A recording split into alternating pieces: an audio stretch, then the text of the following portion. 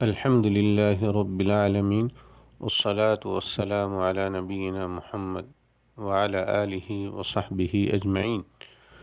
ایک مسلمان کے لیے ضروری ہے کہ وہ خود بھی عبادت کرے اور اپنے گھر والوں کو بھی اس کی تاکید کرتا رہے، کیونکہ انسان کی تخلیق کا مقصد اللہ تعالیٰ کی عبادت کرنا ہے۔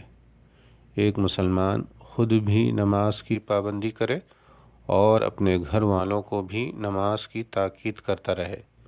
انسان عبادت کرتا رہے تو اس کے پاس ایسی جگہ سے رزق آ پہنچ جاتا ہے جس کا اسے وہم و گمان بھی نہیں ہوتا ہے۔ اللہ تعالیٰ کا فرمان ہے وَأْمُرْ أَهْلَكَ بِالصَّلَاةِ وَاصْطَبِرْ عَلَيْهَا لَا نَسْأَلُكَ رِزْقًا نَحْنُ نَرْزُقُكَ وَالْعَاقِبَةُ لِلتَّقْوَىٰ۔ اور اپنے اہل و عیال کو نماز کا حکم دیجیے اور خود بھی اس پر قائم رہیے۔ ہم آپ سے رزق نہیں مانگتے، ہم ہی آپ کو رزق دیتے ہیں، اور بہترین انجام تو اہل تقوی کے لیے ہے۔ سورہ طٰہٰ آیت نمبر 132۔ حدیث کے الفاظ ہیں یقول اللہ تعالی یا ابن آدم تفرغ لعبادتی املأ صدرک غنی واسد فقرک وإن لم تفعل ملأت صدرک شغلا ولم اسد فقرک۔